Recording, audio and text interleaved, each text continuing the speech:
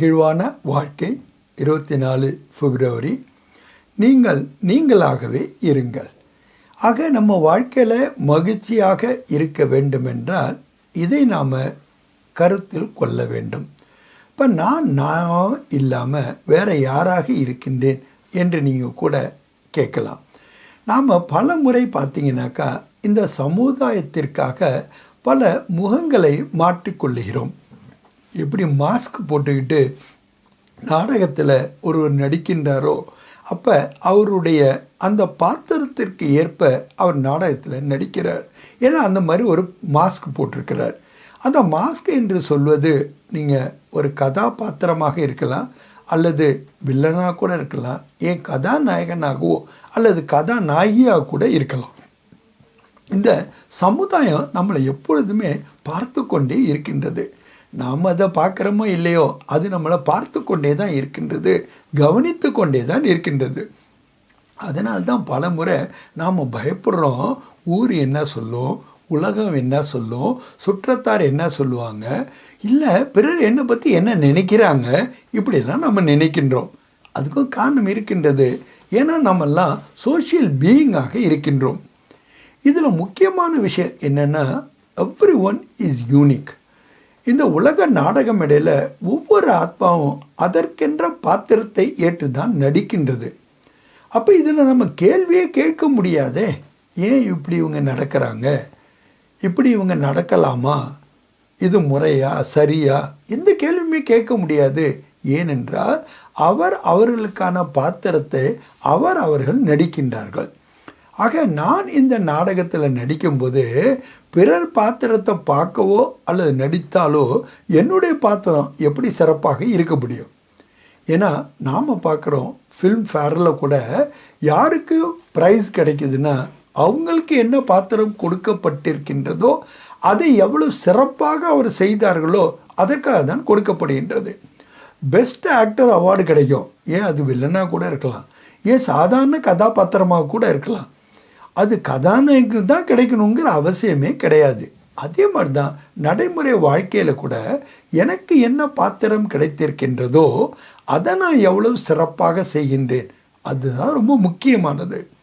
இன்றைக்கி உலகத்தில் எல்லா இடத்துலையுமே என்ன பிரச்சனைனா, கீழே இருக்கிறவங்க மேலே இருக்கிறவங்கள நான் இருக்க மாட்டேனா, ஆக மாட்டேனா அப்படின்னு நினைக்கிறாங்க. மேலே இருக்கிறவங்க ஒருபோது நான் கீழே போயிடக்கூடாது, இதையே நான் தக்க வைத்து கொள்ள வேண்டும் என்று நினைக்கின்றார்கள். ஆனால் இதுவும் பாசிபிள் இல்லை, அதுவும் பாசிபிள் இல்லை. அப்படின்னா எது எப்படியோ அதை அப்படியே ஏற்றுக்கொள்ளக்கூடிய மனப்பாங்கு வேண்டும். அந்த மனப்பாங்கை நாம் பெறுவதற்கு அடிப்படையிலேயே நான் ஒரு யூனிக் பர்சனாலிட்டி என்பதை ஏற்றுக்கொள்ள வேண்டும்.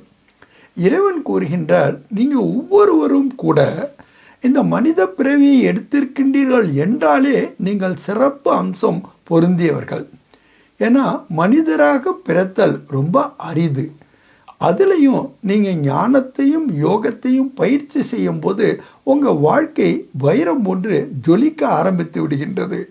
முதல்ல இதை நம்ம மனசுக்கு புரிய வைக்கணும். நான் இண்டிவிஜுவலி செப்பரேட். ஏன்னா அது இல்லாத வரைக்கும் நாம் கம்பேர் பண்ண ஆரம்பிச்சிருவோம், காம்பீட் பண்ண ஆரம்பிச்சிருவோம், ஜலசி நம்மகிட்ட வந்துடும்.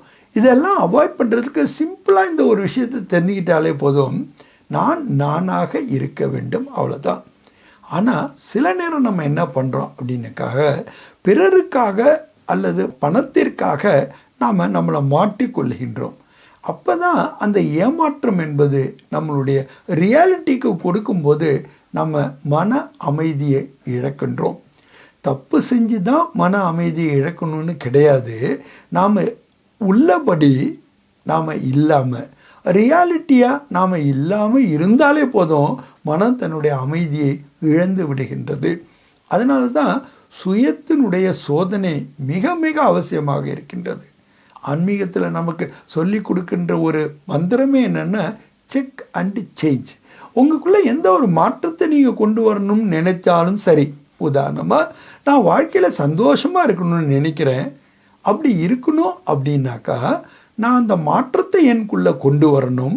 அதாவது தினசரி நடையில் எண்ணம், சொல், செயல், சம்பந்தம், தொடர்பு, இந்த 5 விஷயத்திலையும் நான் கவனம் செலுத்த வேண்டும். வேறு ஒரே ஒரு வேர்டில் ஞாபகம் வச்சுக்கலாம், அட்டென்ஷன் ப்ளீஸ். ஆக நாம் நம்மளை அப்பப்போ ரிவ்யூ பண்ணக்கூடிய பழக்கத்தை நாம் வைத்துக்கொண்டு இருந்தால் மட்டும்தான் இறை நினைவின் மூலமாக நாம் மகிழ்ச்சியான வாழ்க்கையை அமைத்து கொள்ள முடியும். ஆக பிறருக்காகவோ அல்லது பணத்திற்காகவோ அல்லது என்னுடைய வேண்டாத விருப்பத்தை நிறைவு செய்வதற்காகவோ நான் என்னுடைய ஒரிஜினல் தன்மையை மாற்றிக்கொண்டாலே நான் மன அமைதியை இழந்து விடுகின்றேன். ஒரு விஷயம் சிம்பிளாக நமக்கு தெரியணும், நமக்காக யாரும் சிலை வைக்க போகிறது கிடையாது. அப்போ ஏன் என்னுடைய எக்ஸ்பெக்டேஷன்ஸ் அவங்களுக்கு தகுந்த மாதிரி நடக்க வேண்டும்? நம்ம வாழ்க்கையில் எவ்வளோ பிரச்சனைகள் வருகின்றன.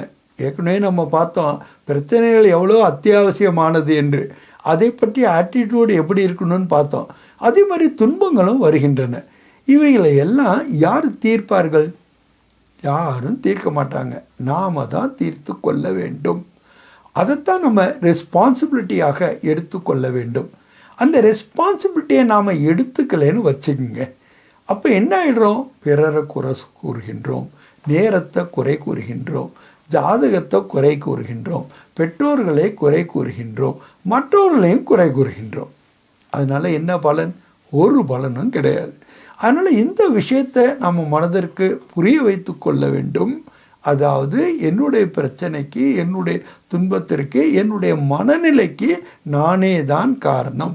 அதே மாதிரி பார்த்தீங்கன்னா இந்த உலகத்தில் கிடைக்கக்கூடிய எந்த ஒரு சந்தோஷமும் கூட நிரந்தரமாக இருக்கவே முடியாது. ஏன்னா நாம் அடைகின்ற மகிழ்ச்சி எல்லாம் இந்திரியங்கள் மூலமாக கிடைப்பதின் மூலமாக. உதாரணமாக நல்ல காட்சியை பார்க்கும்போது ரசிக்கின்றோம், மகிழ்ச்சி அடைகின்றோம். நல்ல பாடலை கேட்கும்போது, நல்ல பாடல்னால் என்ன, எனக்கு பிடிச்ச பாடலை நான் கேட்கும்போது எனக்கு மகிழ்ச்சி வருகின்றது. நல்ல உணவு, எனக்கு பிடித்த உணவை நான் சாப்பிடும்போது எனக்கு மகிழ்ச்சி வருகின்றது. இது எல்லாமே நாம் வெளியிலேருந்து பெறுவது நிரந்தரமற்றது. அப்போ நிரந்தரமான மகிழ்ச்சிக்கு ஒரே வழி என்ன அப்படின்னா, இந்த மகிழ்ச்சியை நாம் உள்ளிருந்து வெளிக்கொணர வேண்டும். பெறுவதனால் ஆத்மா ஒருபொழுதும் மகிழ்ச்சி அடையவே முடியாது. ஏன்னா அது சுமை உடையதாக ஆகிவிடுகின்றது. ஏன்னா வாழ்க்கையினுடைய ஒரு நிதர்சனமான உண்மை என்னவென்றால், எதை பெறுகின்றோமோ அதற்கு பதில் நாம் கொடுத்து ஆகவே வேண்டும். கணக்கு வழக்கை தீர்த்தே ஆக வேண்டும். பெற்றுக்கொண்டே இருந்தால், சுமை ஏறிக்கொண்டே இருந்தால் எப்படி நம்மளால் அமைதியாக இருக்க முடியும்? ஒரு நிமிஷம் நம்ம இதை சிந்தித்து பார்ப்போம். சிந்தித்து செயல்படுவதற்கு கூட ஒரு வினாடி நாம் நிதானிக்க வேண்டி இருக்கின்றது. அந்த ஒரு வினாடி நாம் நிதானிக்காத போது தான் கோவப்பட்டுடுறோம், ஆவேசப்பட்டுடுறோம், நம்மளுடைய உறவு முறைகளில் விரிசல் வந்துடுது, நாம் நெகட்டிவாக திங்க் பண்ணவும் ஆரம்பிச்சிடுறோம். அதனால் நீங்களாகவே இருங்கள். அப்படின்னா நான் யார்? நான் என்னுடைய ஐடென்டிட்டி ரொம்ப முக்கியமாக இருக்கின்றது. என்னுடைய தேகமோ, என்னுடைய ஜெண்டரோ, என்னுடைய ப்ரொஃபஷனோ, என்னுடைய லாங்குவேஜோ, என்னுடைய ரீஜனோ எதுவுமே கிடையாது.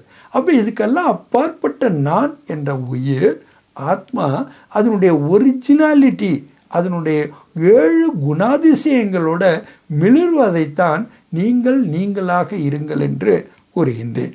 ஆக நானாக இருக்கும்போது எந்த ஒரு டிஃபரன்சியேஷனுமே இருக்காது. பாருங்கள், எங்கே பிரச்சனை வருகின்றது, எங்கே கலவரம் ஆகின்றது, எங்கே துக்கம் வருகின்றதுன்னா பிரிக்கும் பொழுது தான். எப்போ நாம் இந்த ஜென்ரல் டிஃப்ரென்ஸ்லேயே வந்துடுறோமோ நமக்குன்னு ஒரு ஒப்பீனியனை உருவாக்குறோம். பெண்களே இப்படி தான், ஆண்களே இப்படி தான், அப்படி நாம் என்ன பண்ணுறோம்? ஜெனரலைசேஷன் பண்ணிடுறோம். இந்த ஜெனரலைசேஷன் இல்லாமல் இருக்கணும்னா நானாக இருந்தாலே போதும். என்னுடைய குணாதிசயங்களை நான் உள்ளிருந்து வெளிப்படுத்தினாலே போதும். எனது வாழ்க்கை மகிழ்ச்சி நிறைந்ததாக ஆகிவிடுகின்றது. ஒவ்வொரு வினாடியும் கூட நான் மகிழ்ச்சியை அடைய முடிகின்றது. நன்றி.